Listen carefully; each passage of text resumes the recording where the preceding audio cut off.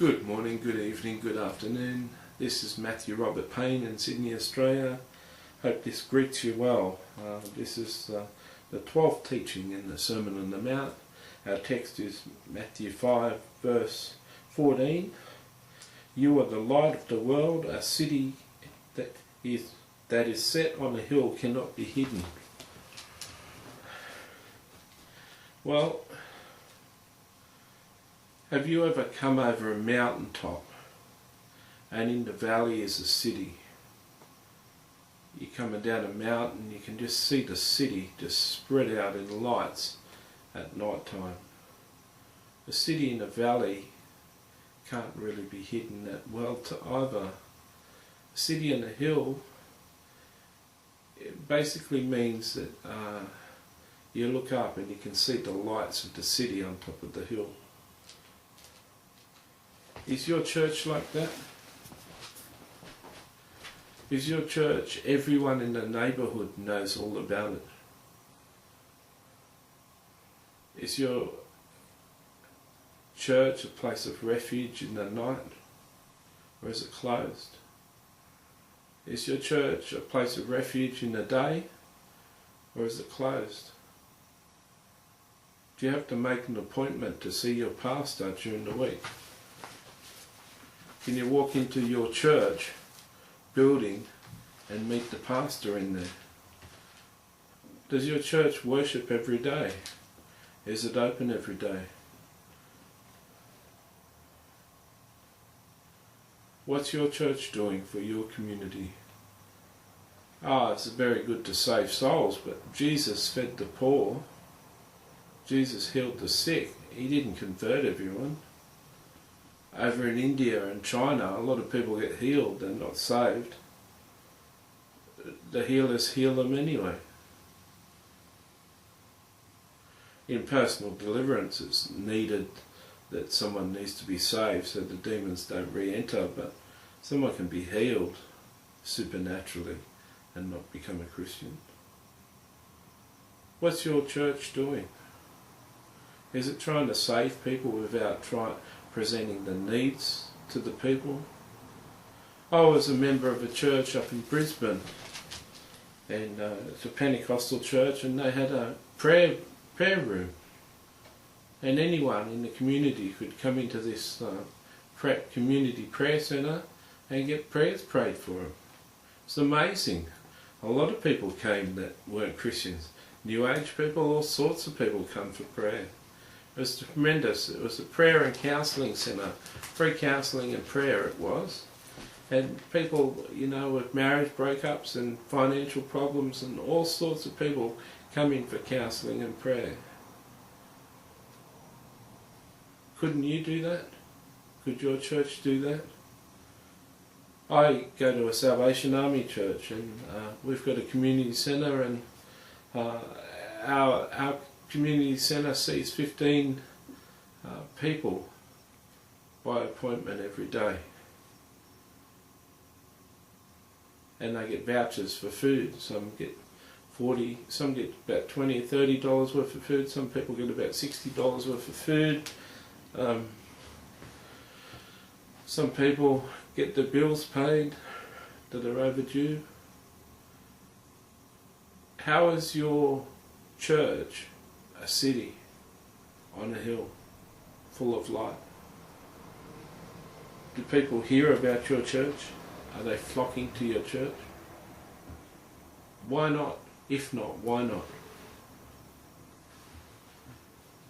How many of you people know the gifts, your spiritual gifts? How many people do you know their spiritual gifts, the gifts of the Holy Spirit? And the spiritual gifts, God's spiritual gifts. How many of you know your spiritual gifts and are walking in your spiritual gifts? How would you like a church full of people walking in their spiritual gifts? Wouldn't that be a dynamic church? Everyone busy. A study in the United States found that only 10% of Christians know what their spiritual gifts are, and out of that 10%, only 10% of them walk in their spiritual gifts. Wouldn't it be great That's 1% of Christians in the West walking in their spiritual gifts. Wouldn't it be great if 100% of Christians walked in their spiritual gifts? One of my spiritual gifts is teaching. And that's what I'm doing here. One of my spiritual gifts is prophecy. And I run a free prophecy website where people can get free prophecies.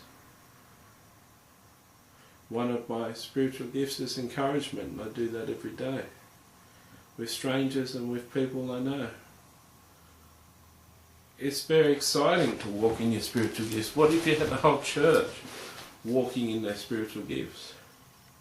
Would that be a city on a hill that couldn't be hidden?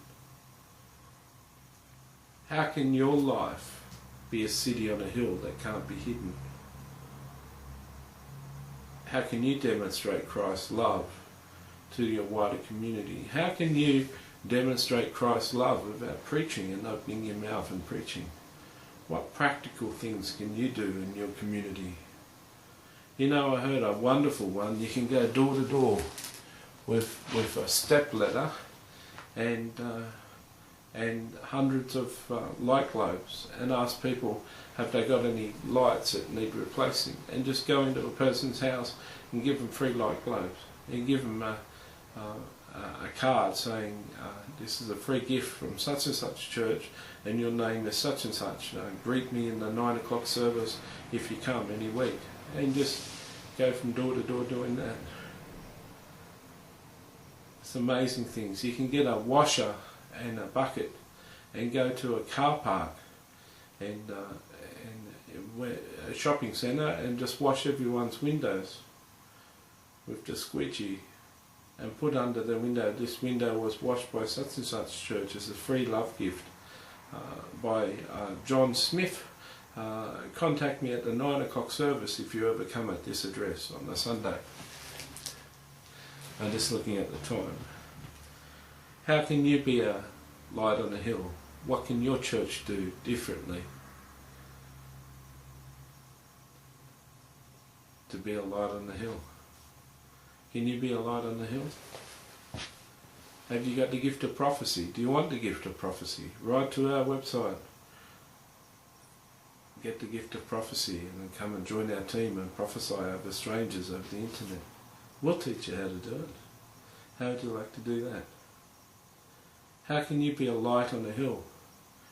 See, we got to, if we're infused with Christ, if we're loved by Christ,